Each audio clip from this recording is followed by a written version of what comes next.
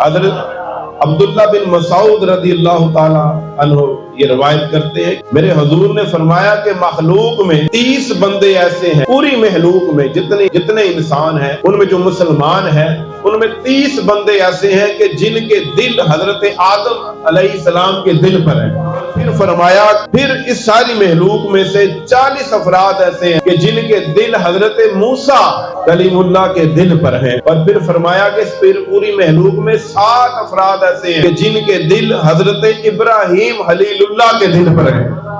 اور پھر فرمایا کہ 5 کے دل پوری مخلوق میں سے 5 کے دل، یہ کیفیات واردات کی لحاظ سے ہے، ان میں سے جو 5 ہیں ان کے دل حضرت جبرائیل علیہ السلام کے دل پر ہیں۔ فرمایا ان میں سے 3 افراد ایسے ہیں کہ ان کے دل حضرت میکائیل علیہ السلام کے دل پر ہیں، اور فرمایا اس پوری مخلوق میں رب کی ساری مخلوق میں سے ایک بندہ خاص ہے جس کا دل رب نے حضرت اسرافیل علیہ السلام کے دل پر رکھا ہوا ہے۔ اب یہاں پر ایک لطف کی بات کر دوں کہ یہ جو ہمارا سلسلہ ہے نا ہر طرف سے کرم میں ڈوبا ہوا ہے۔ پھر فرمایا کہ ایک بندہ خاص کا دل حضرت اسرافیل کے دل پر ہے۔ جب اس بندہ خاص کا انتقال ہوتا ہے تو 3 میں سے کسی ایک کو اس جگہ مقرر کیا جاتا ہے، اور یہ بندہ خاص وقت کا غوث ہوتا ہے۔ ان 3 کا جب ان میں سے کسی کا انتقال ہوتا ہے تو 5 میں سے کسی ایک کو ان کے جگہ مقرر کیا جاتا ہے۔ پھر فرمایا کہ جب 5 میں سے کوئی وصال کرے تو 7 میں سے، جب 7 میں سے کوئی وصال کرے تو 40 میں سے، جب 40 میں سے کوئی وصال کرے تو پھر جناب علی 40 میں سے کوئی دنیا سے رخصت کرے تو پھر 300 اولیاء مزید ہیں، ان میں سے کوئی ایک پسند کیا جاتا ہے اور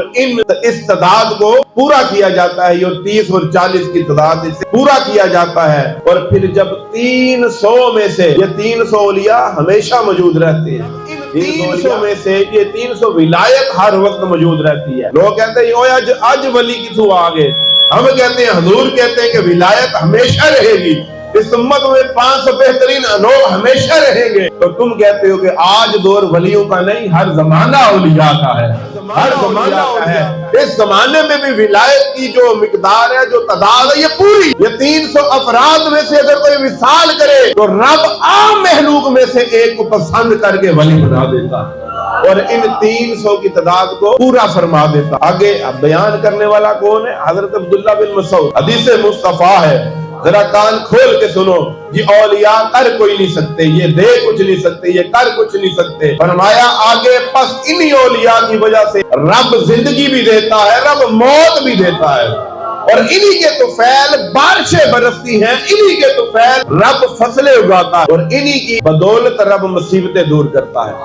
اب کہتے ہیں یہ اولیاء کیا کرتی ہے؟ حدیث سے ہم نے ثابت کیا کہ یہ ایسے لوگ ہیں۔ آگے اس کی تشریح یہ بھی حضرت عبداللہ بن مسعود نے کر دی۔ آج کوئی مولوی کرے تو اس پر اعتراض آپ اٹھا سکتے ہیں، مگر جب یہ حدیث سنی نا اس مجمع میں بیٹھے ہوئے لوگوں نے تو انہوں نے سوال کیا حضرت عبداللہ بن مسعود سے، فرمایا حضور ان کے سبب لوگوں کو زندگیاں ملنا اور موت ملنا یہ کیسے ہو سکتا ہے؟ انہوں نے اس بات پر جب سوال کیا تو اب اس کی تشریح اس حدیث کی خود حضرت عبداللہ بن مسعود نے فرمائی ہے۔ انہوں نے فرمایا کہ وہ اللہ سے جب سوال کرتے ہیں حضور کی امت کو بڑھا دے تو رب بڑھا دیتا ہے، یعنی کہ لوگوں کے یہاں اولاد جو ہوتی ہے کثرت سے اس کے پیچھے دعا بھی اولیاء کی ہے، اولیاء کی۔ پھر فرمایا کہ جب کوئی ظلم حد سے بڑھا دیتا ہے یہ دعا کرتے ہیں رب اسے نیست و نابود کر دے، رب ان پر موت طاری کر دیتا ہے۔ آگے فرمایا کہ جب یہ سوال کرتے ہیں کہ رب بارش چاہیے، رب بارش برسا دیتا ہے۔ پھر یہ سوال ہے کہ رب فصلیں زیادہ اگا دے، رب اناج زیادہ اگا دیتا ہے۔ پھر یہ دعا کرتے ہیں کہ رب اپنی مخلوق سے مصیبتیں دور کر دے، ان کی دعا کی برکت سے رب مصیبتیں ہٹا دیتا ہے،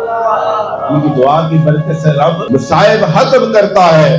اب جناب علی یہ وہ لوگ ہیں کہ جن کا تذکرہ تم سننے آئے ہو،